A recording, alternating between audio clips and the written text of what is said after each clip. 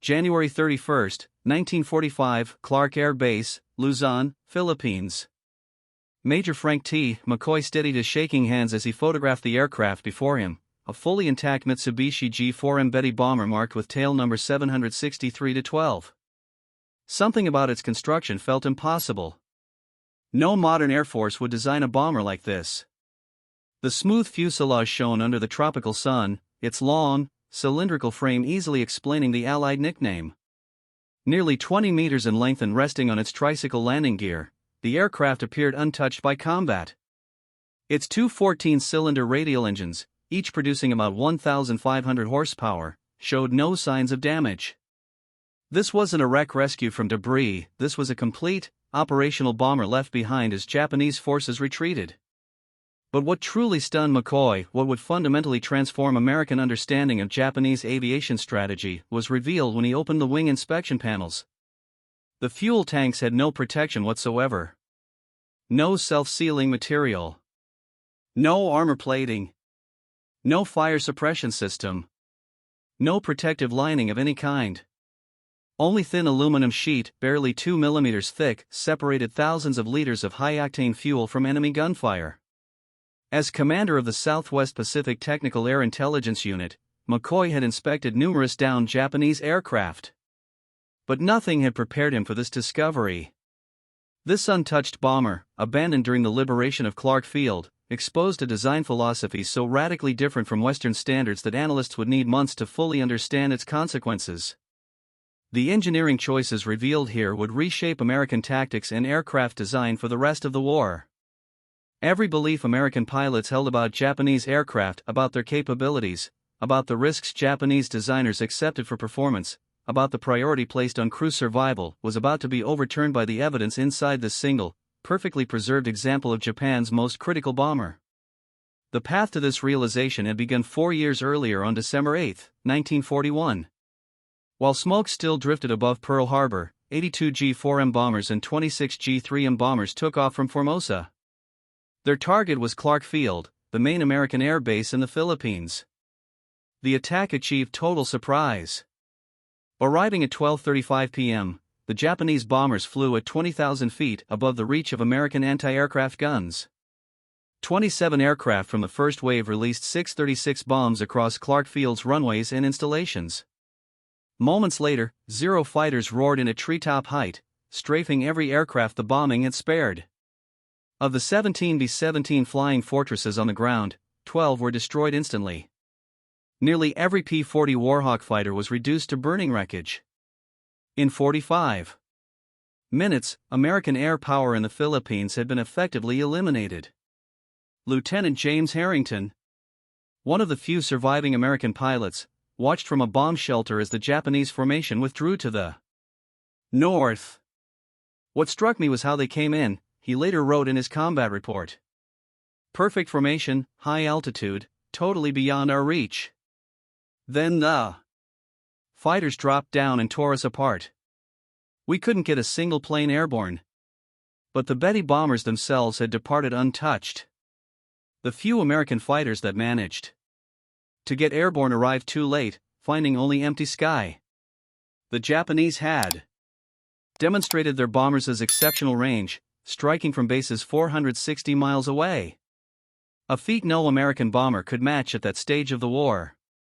The Betty's first year of combat would prove devastatingly effective. On December 10, 1941, just 2 days after the Clark Field raid, 26 G4M bombers joined with older G3M NEL bombers in Attacking Force Z, a British naval task force built around the battleship HMS Prince of Wales and the battlecruiser HMS Repulse. The attack began at approximately 12:20 in the afternoon. Japanese bombers approached in coordinated waves, their torpedo runs executed with precision that stunned British observers. The Betty bombers carried Type 91 aerial torpedoes, each weighing 840 kilograms with a 205 kilograms warhead. The torpedoes were designed specifically for shallow water operations, running at depths that could strike ships even in coastal waters. The torpedo attacks focused on the two capital ships with devastating accuracy. Prince of Wales, A. Battleship displacing 43,000 tons and representing the newest generation of British naval power, took at least 6 torpedo hits along with damage from level bombers. The underwater explosions ripped massive holes in the ship's hull, flooding overwhelmed damage control efforts. The battleship began listing severely. Repulse, a battle cruiser built during World War I, but modernized in the 1930s, absorbed at least 4 torpedo hits while attempting to evade the attacking aircraft. The ship's anti-aircraft fire claimed several Japanese aircraft, but could not prevent the coordinated torpedo runs from finding their targets. The cumulative damage proved fatal. Both capital ships capsized and sank within hours of the attack. Prince of Wales went down at approximately 1,320 hours. Repulse followed at approximately 1,333 hours. 841 British sailors died. The survivors were rescued by escorting a destroyers. The engagement lasted less than 2 hours from first contact to final sinking. 4. The first time in naval history, capital ships actively defending themselves had been sunk solely by air power while in the open sea. The G4M Betty bomber had achieved what naval theorists had debated for decades. British naval superiority in Asian waters had been shattered in 90 minutes. Across the Pacific theater through early 1942, American and Allied pilots encountered Betty bombers in every major engagement. The aircraft seemed to operate with impunity, striking targets at ranges that defied conventional understanding. They hit Darwin, Australia from bases 1,500 m away, demonstrating reach that exceeded any Allied bomber's capability. They attacked Port Moresby from airfields across New Guinea's mountain ranges, maintaining pressure on Allied positions throughout the Southwest Pacific. They struck Guadalcanal from Rabaul, a distance exceeding 600 m, projecting Japanese air power across vast ocean expanses. The Betty's operational range gave Japanese forces strategic flexibility that Allied commanders struggled to counter. American fighters based it forward positions lacked the range to intercept Betty bombers departing from distant bases. Allied airfields came under attack from Japanese bases that were themselves beyond Allied striking range. The asymmetry in bomber capability meant that Japanese forces could attack at will while Allied forces struggled to retaliate effectively. This advantage persisted through the first 6 months of the war. Betty bombers participated in virtually every Japanese offensive operation across the Pacific and Southeast Asia.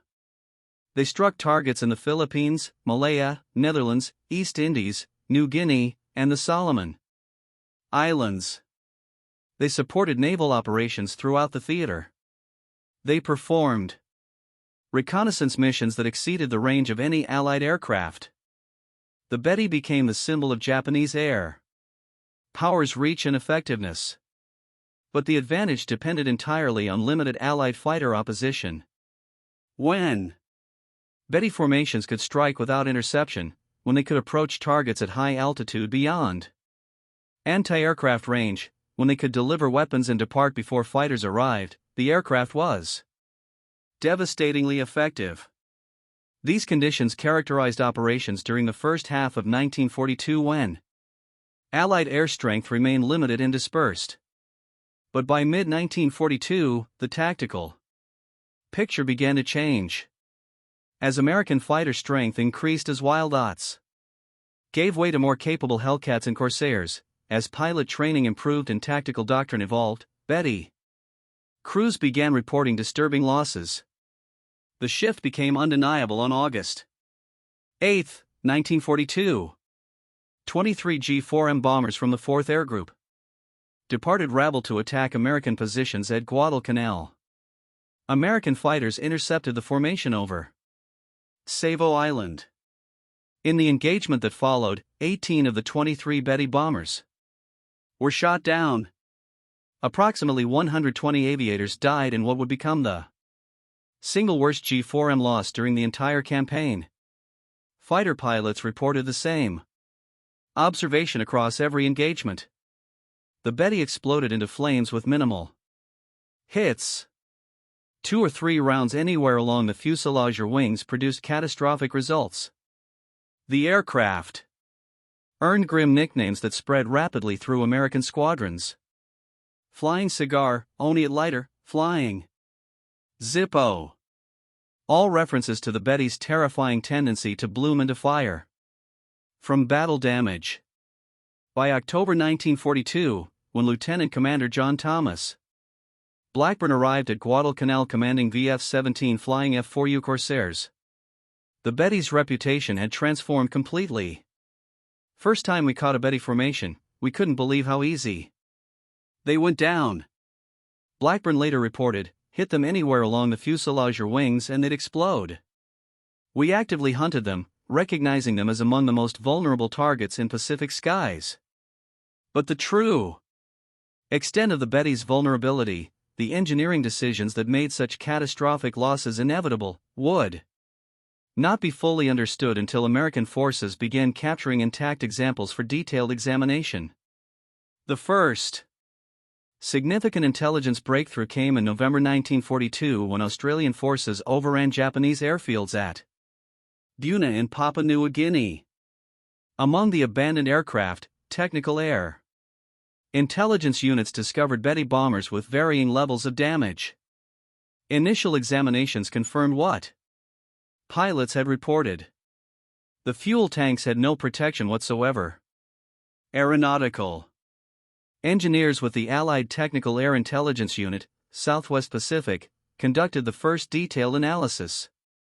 The wing access panels revealed fuel cells with no protective measures, thin aluminum construction, no rubber sealant layer, no protective coating, no fire suppression systems.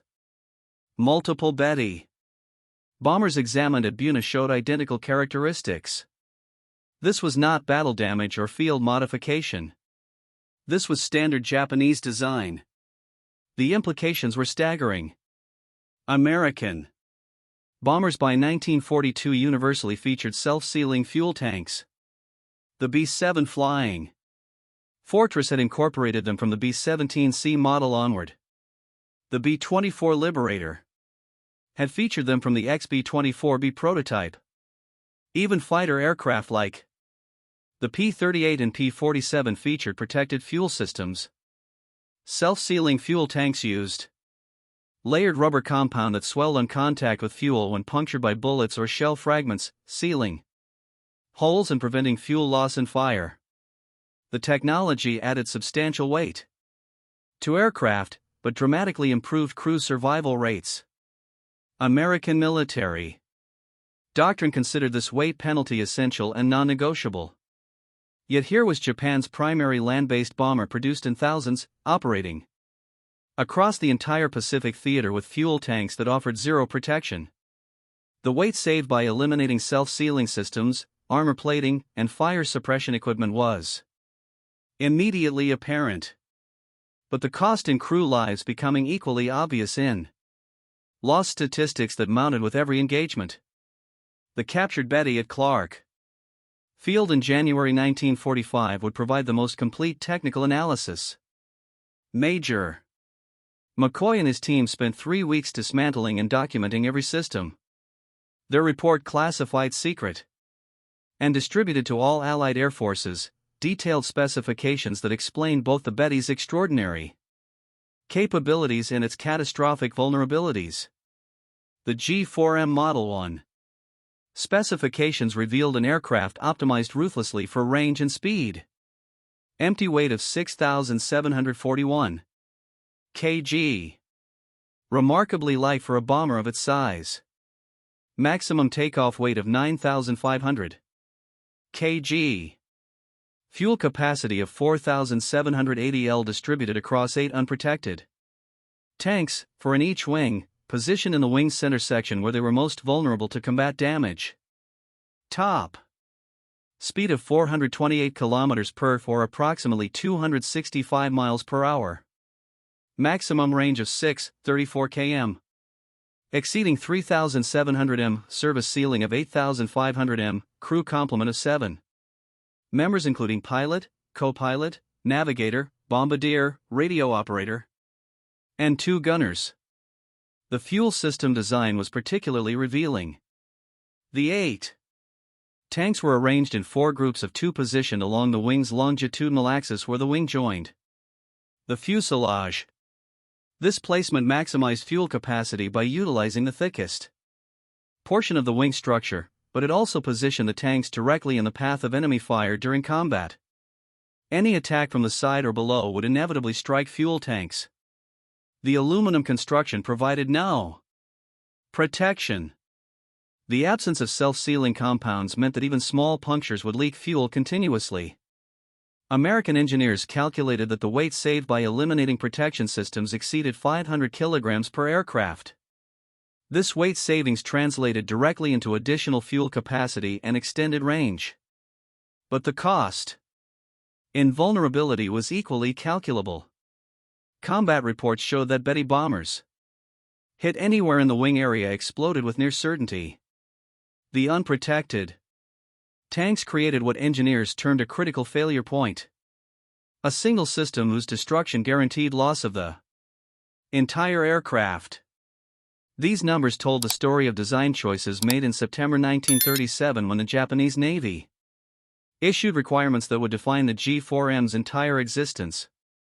Top speed of 398 km/h, cruising altitude of 3000 m, range of 4,722 kilometers unloaded or 3,700 kilometers, carrying 800 kilograms of bombs or torpedoes.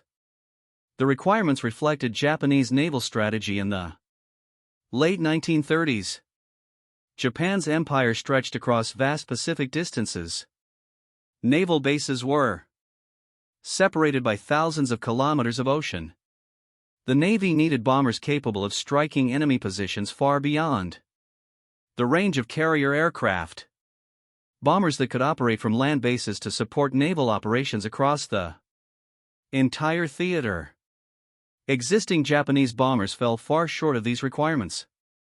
The G3 Mel bomber, then in service, had a maximum range of approximately 3,000 kilometers.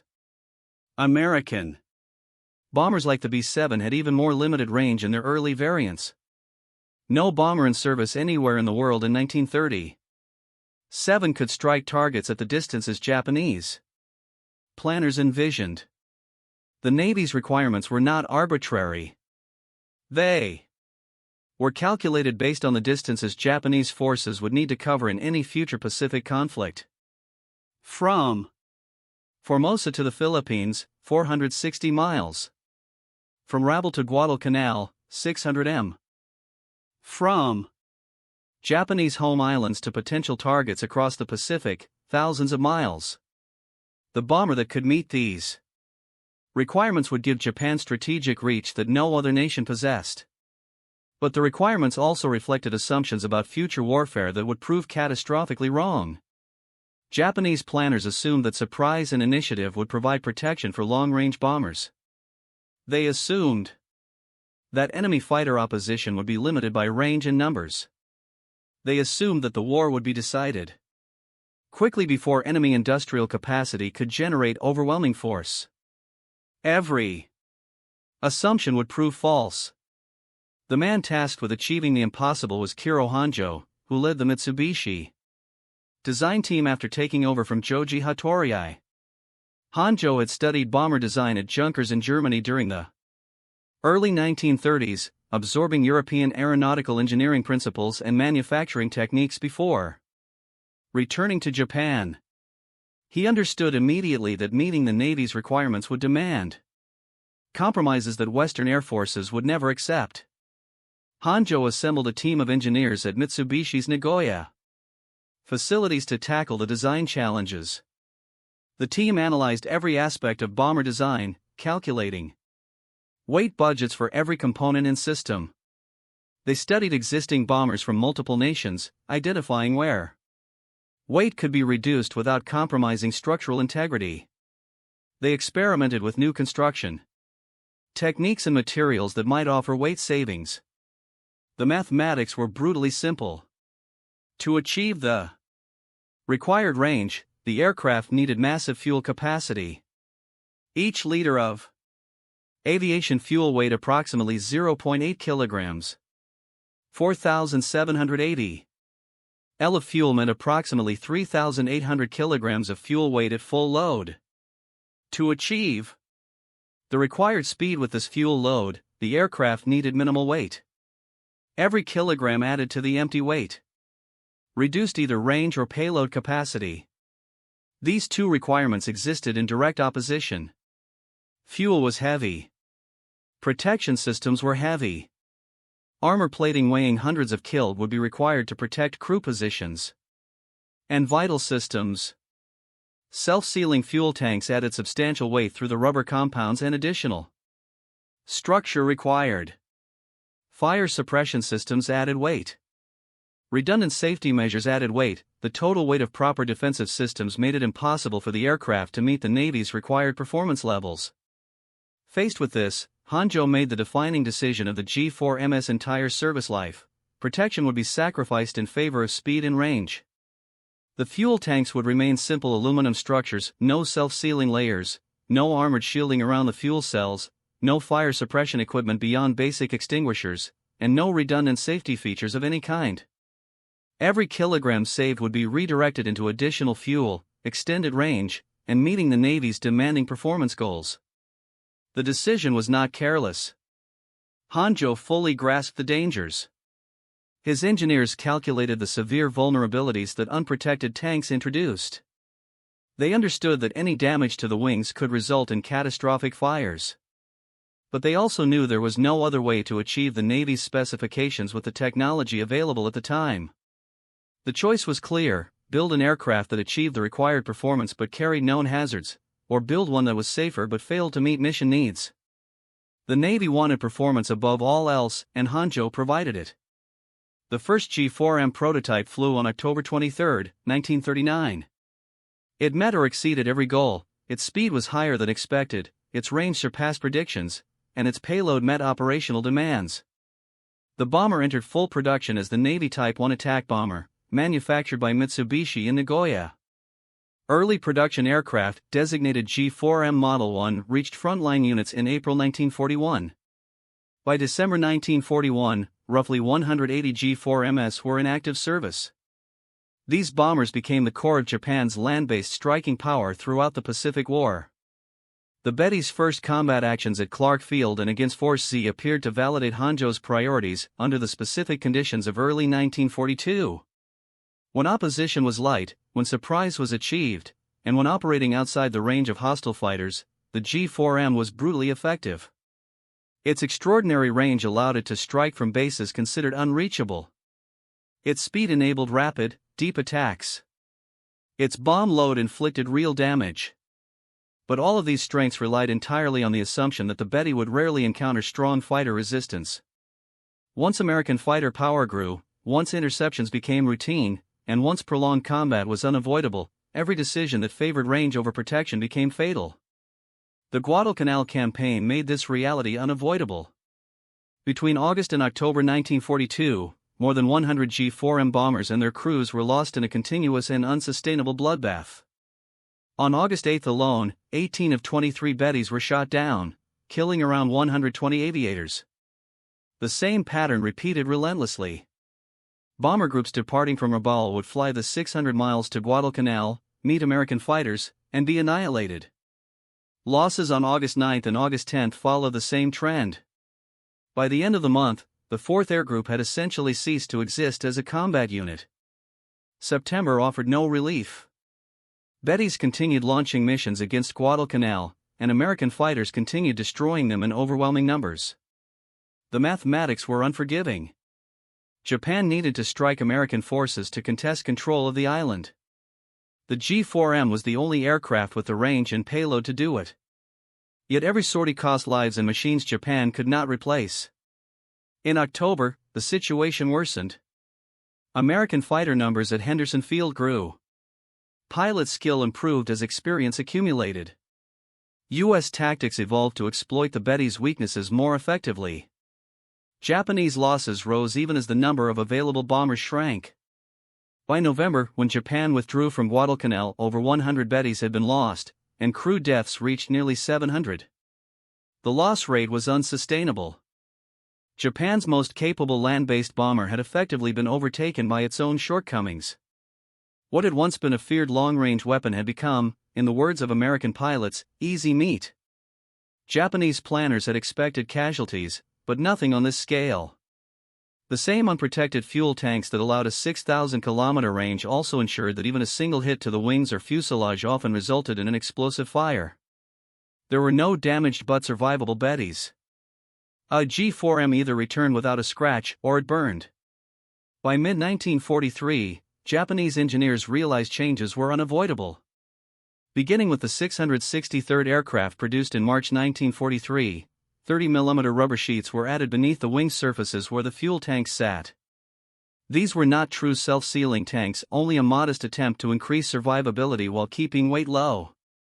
The modification reduced maximum speed by 9 km per hour and cut range by 315 km, but it offered little measurable improvement in keeping crews alive. The rubber sheets could slow fuel leakage from small caliber hits.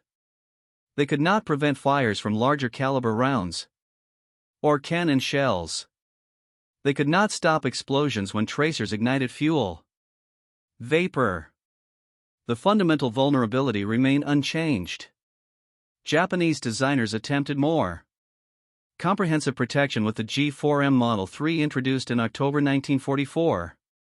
This variant featured actual self-sealing fuel tanks with capacity reduced to 4,490 L to accommodate the leak-blocking material. The modification reduced maximum range to 3,640 km, a loss of more than 2,000 km compared to the original G4M Model 1. Approximately 60 G4M Model 3 aircraft were produced by war's end. The modification came too late and in too limited numbers to affect the Betty's combat record. By late 1944, American air superiority was so complete that no level of fuel tank protection would have permitted Betty bombers to operate effectively. The war's outcome had already been determined. The Betty's vulnerability became so notorious that American forces began using the aircraft in ways that highlighted the dangers Japanese crews faced. On April 18, 1943, the Betty bomber became the instrument of Admiral Isazoroku Yamamoto's death in an engagement that demonstrated both American signals intelligence capabilities and the aircraft's fatal weaknesses. American coders intercepted Japanese communications indicating that Yamamoto would fly from Rabaul to Bougainville on April 18. The Admiral would travel aboard a G4M bomber with a fighter escort. 18 P-38 Lightnings from the 339th Fighter Squadron were assigned to intercept the flight, though only 16 actually flew the mission after. One aircraft blew a tire on takeoff and another suffered drop tank failures. The mission required extraordinary precision. The P-38S would fly over 400 m at wavetop height to avoid radar detection, navigate across open ocean without landmarks, and arrive at exactly the calculated intercept point at exactly the calculated time. Any error in navigation, any deviation in timing would result in mission failure. The intercept had to occur within a narrow window when Yamamoto's aircraft would be vulnerable. The P-38S departed Guadalcanal at 0725 hours. They flew at 50 feet above the ocean for over 400 m, maintaining strict radio silence. Navigation was by dead reckoning and timing. The formation arrived at the calculated intercept point with precision that would become legendary in aviation history. At 0934 hours, exactly on schedule and exactly 1 minute ahead of the calculated intercept time, the P-38 spotted Yamamoto's formation. 2 Betty bombers flying at low altitude with 60 fighters as escort. Captain Thomas Lanner and First Lieutenant Rex Barber broke from the formation to engage the bombers while other P-38s held off the 0 fighters. Barber engaged the lead Betty bomber, which carried Admiral Yamamoto. The bomber took hits to the wing area where the unprotected fuel tanks were located. The aircraft exploded in flames and crashed in the jungle. Yamamoto's body was recovered. The Toma following day he had been killed by injuries sustained during the crash. The second Betty bomber also crashed, killing all aboard. The operation demonstrated multiple aspects of Allied superiority. American signals intelligence had intercepted and decoded Japanese communications. American planning had calculated intercept timing with 1-minute precision. Over 400 m of ocean. American fighters had executed the mission flawlessly, despite extraordinary navigation challenges. And the Betty bomber's vulnerabilities had guaranteed that successful interception would be fatal. There was no possibility of Yamamoto's bomber surviving once it came under attack. The unprotected fuel tanks ensured that any damage would be catastrophic. The Betty's vulnerability reached its most dramatic demonstration on March 21, 1945. 18 G-4M bombers took off from Koya Air Base, each carrying an MXY-7 Oka rocket bomb beneath its fuselage. The Oka was a piloted rocket-powered aircraft with a 1,200 kg warhead designed for kamikaze attacks against American ships. The mission required the Betty bombers to fly within 20 kilometers of their targets before releasing the Oka aircraft. The Oka pilot would then ignite the rocket motor and dive at speeds exceeding 650 kilometers per hour toward American ships. The warhead's 1,200 kilograms of explosives would destroy any vessel it struck, but the mission depended entirely on the Betty bombers surviving long enough to reach release range. The formation departed Kanoya at approximately 1,430 hours.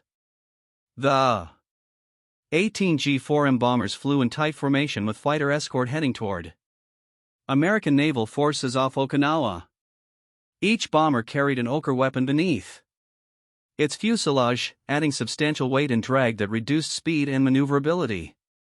The bombers were even more vulnerable than usual, unable to evade or maneuver effectively while carrying the Oka loads. American radar detected the formation at approximately 100 m distance. F-6F Hellcat fighters from USS Hornet were scrambled to intercept. The Hellcats reached the Japanese formation well before it approached release range for the Oka weapons. In the engagement that followed, American fighters systematically destroyed the entire formation. The Betty bombers, already vulnerable under normal circumstances, proved completely helpless while carrying Oka weapons. The additional weight prevented evasive maneuvers. The external weapon created drag that reduced speed. The unprotected fuel tanks guaranteed that any hit would be fatal. One by one, the bombers exploded and fell into the ocean. Not a single Betty bomber survived to reach release range. Not a single Oka weapon was launched against American ships. 137 bomber crew members and 15 Oka pilots died in the attack. The mission represented the ultimate expression of the Betty's fundamental flaw. An aircraft designed to deliver weapons to distant targets could not survive to deliver those weapons when facing prepared opposition. The extraordinary range that made the mission theoretically possible meant nothing when the aircraft exploded before reaching weapon release range. The final mission flown by Betty bombers came on August 19, 1945, 4 days after Emperor Hirohito announced Japan's surrender. 2 white-painted G-4M bombers with green crosses departed at Sugi Airfield carrying Japanese representatives to discuss surrender terms with Allied forces. The aircraft, given call signs Baton 1 and Baton 2, flew to Yasumo where the Japanese delegation transferred to an American C-54 for transport to Manila. The symbolism was profound and deliberate. The white paint and green crosses indicated peaceful intent, transforming the bombers from weapons of war into vehicles of diplomacy. The call signs Baton 1 and Baton 2 referenced the location where American forces had surrendered to Japan in April 1942. 1. of the most devastating defeats in American military history. Now, 3 years later, aircraft bearing those call signs carried Japan's surrender delegation. Lieutenant Den Sudo piloted one of the surrender aircraft, a G6M Model 1 transport variant converted from the bomber airframe. The transport variants retain the Betty's distinctive cylindrical fuselage and wing configuration, but carried passengers and cargo rather than weapons. The crew wore dress uniforms rather than flight suits. The aircraft carried no weapons, no ammunition, no military equipment of any kind beyond what was necessary for flight. The flight from Atsugi to Ishima covered approximately 1,000 kilometers, well within the Betty's range, even in transport configuration. American fighters escorted the White Betty bombers throughout their flight, ensuring they remained on the prescribed course. The escort was both protective and supervisory, guaranteeing safe passage while preventing any deviation from planned routes. The White Betty bombers with green crosses became the final image of the aircraft that had opened the Pacific War at Clark Field in December 1941. The circle was complete. The bomber that had destroyed American air power in the Philippines in the war's first hours now carried Japan's surrender delegation in the war's final days. The aircraft that had symbolized Japanese air power's reach and effectiveness now symbolized Japan's defeat and submission to Allied terms. The Betty's production statistics reflect both the aircraft's importance to Japanese operations and the terrible cost of its design philosophy. Total production reached approximately 2,414 aircraft across all variants, though some sources cite figures as high as 2,435 when including all prototypes and subtypes. The variation in total numbers reflects different methods of counting prototypes, subtypes, and transport variants. The G4M Model 1 comprised approximately 1,172 aircraft produced from 1941 through early 1943. This variant featured the original unprotected fuel tank design with capacity of 4,780 L, top speed reached 428 km per hour. Maximum range of 6,034 kilometers made it the longest-ranged bomber in service anywhere in the world. But the complete absence of protection systems made it catastrophically vulnerable once American fighter strength increased. The G4M Model 2 with increased fuel capacity and slightly higher speed accounted for approximately 1,142 examples produced from 1943 through 1945. This variant increased fuel capacity to 6,490 L, extending maximum range even further. Top speed increased slightly to 437 km per hour, but the Model 2 retained the fundamental vulnerability of unprotected fuel tanks. The modifications improved performance without addressing survivability. The G4M Model 3, designated Model 34, represented the only variant with actual self-sealing fuel tanks. Production began in October 1944, but only 60 to 91 aircraft were completed by war's end depending on source. The self-sealing tanks reduced fuel capacity to 4,490 L to accommodate the leak blocking material. Maximum range decreased to 3,640 kilometers, a loss of more than 2,000 kilometers. Compared to the Model 1, the modification came too late and in too limited numbers to affect combat outcomes. The G6M transport variant converted from bomber airframes added another 30 aircraft. These transport versions carried passengers and cargo rather than weapons, serving in liaison and communications roles. The G6M Model 1, used for one of the surrender aircraft in August 1945, represented this variant. Production continued through August 1945, with final aircraft completed just days before Japan's surrender. Mitsubishi factories produced Betty bombers at peak rates of approximately 100 aircraft per month during 1943. Production decreased in 1944 and 1945 as Allied bombing disrupted Japanese industry and as resources were diverted to fighter production for homeland defense. These production numbers made the Betty, one of Japan's most numerous bombers, exceeded only by some fighter types in total production. Over 4 years of war, Mitsubishi delivered approximately 2,400 aircraft to Japanese Navy units across the Pacific theater. The bombers served in every major campaign, participated in every significant naval engagement, and struck targets across distances spanning thousands of kilometers. But production statistics tell only part of the story. Loss rates tell the rest. Few Betty bombers survived to war's end. The overwhelming majority were destroyed in combat, consumed by the fires that the unprotected fuel tanks made inevitable. By August 1945, when Japan surrendered, only a handful of operational Betty bombers remained in service. The aircraft that had numbered in hundreds in 1942 had been reduced to dozens by attrition that no amount of production could replace. The casualty statistics among Betty crews were similarly devastating, though exact numbers remain difficult to verify from available records. What is certain is that thousands of Japanese air crew died in Betty bombers, their deaths made nearly inevitable by the aircraft's fundamental vulnerabilities. The unprotected fuel tanks created conditions where survival depended entirely on avoiding combat damage. Once hit, Betty bombers rarely survived. Once on fire, they never survived. The crews understood these odds and flew anyway because military discipline and cultural values demanded that they accept the risks regardless of consequences. Surviving Betty crews were unanimous in their assessment.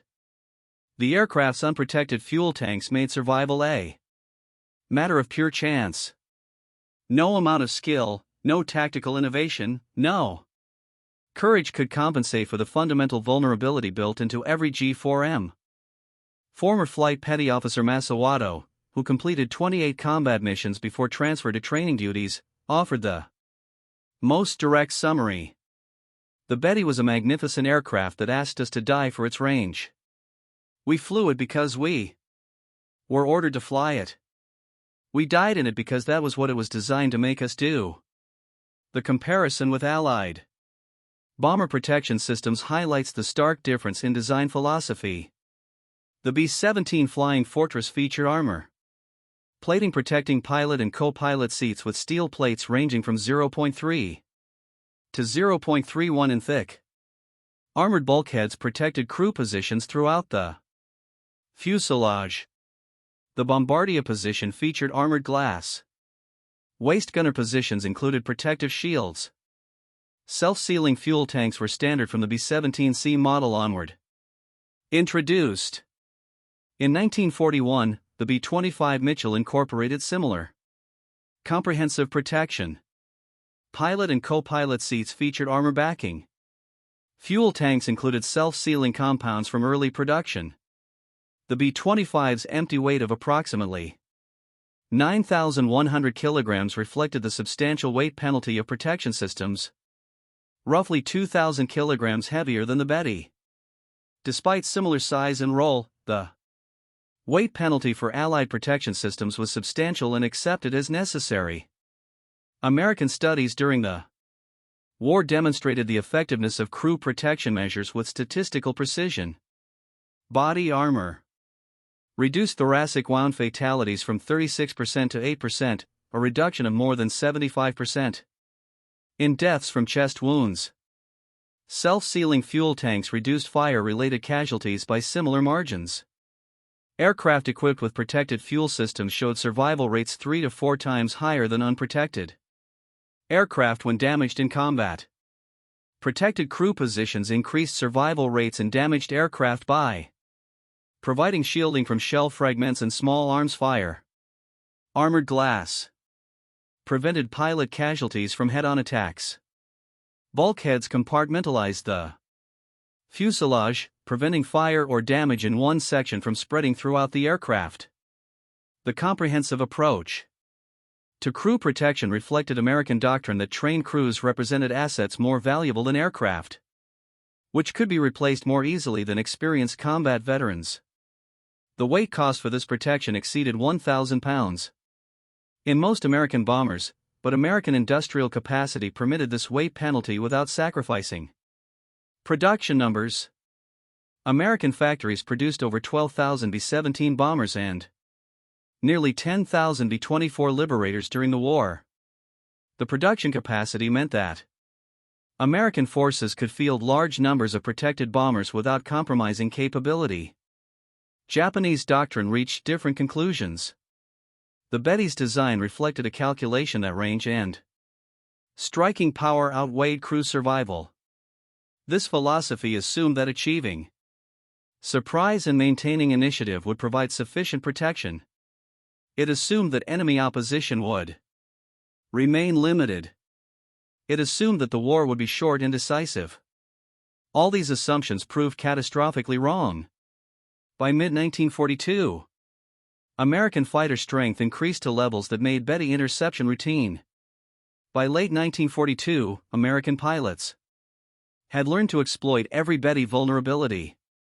By 1943, Betty formations suffered such devastating losses that missions became suicide operations.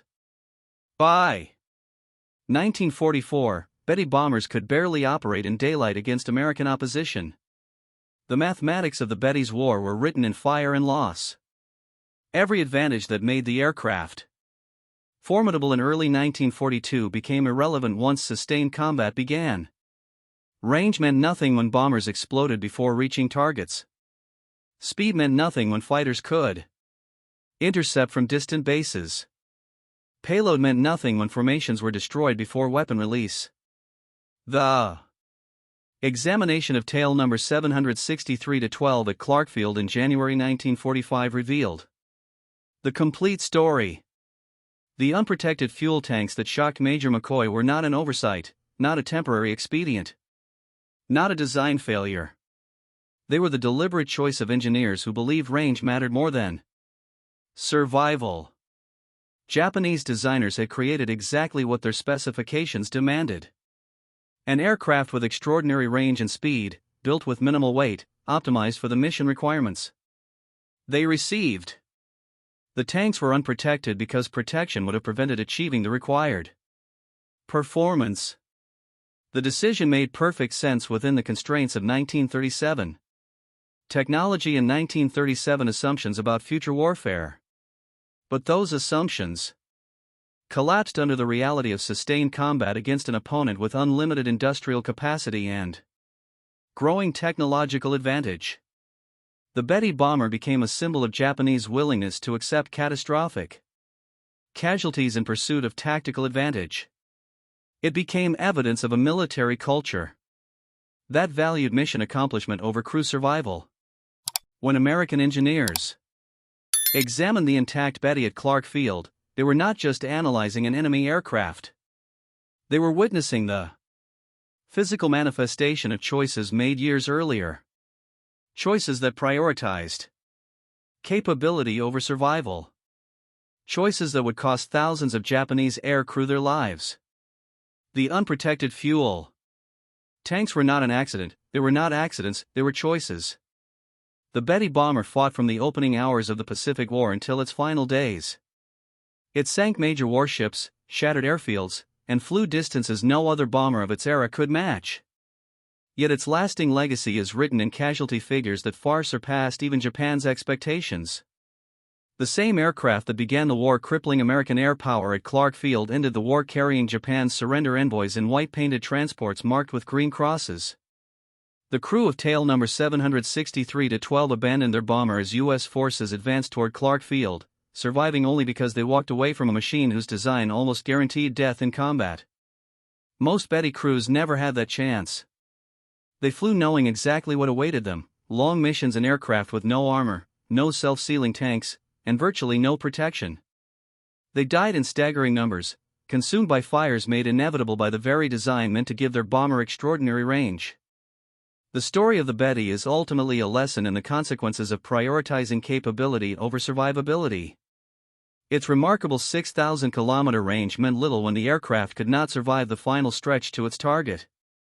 Its 428 km/h speed offered no safety once American fighters, guided by radar, intercepted from far-off bases. Its 1-ton payload became meaningless when formations were destroyed before releasing their bombs. Most importantly, the Betty demonstrates how military technology that ignores real battlefield conditions can become as deadly to its own crews as to its enemies. The assumptions that shaped the Betty's development, limited enemy resistance and a short war, collapsed within months of the conflict's start. But by then, thousands of the bombers were already flying or under construction, and Japan lacked the industrial strength to replace them with better protected models. Designers in the late 1930s understood the risks. They calculated the weight trade-offs. They knew exactly how vulnerable the aircraft would be. They accepted those dangers anyway, believing unmatched performance would decide the war. They were mistaken, fatally so, and thousands of airmen paid the price.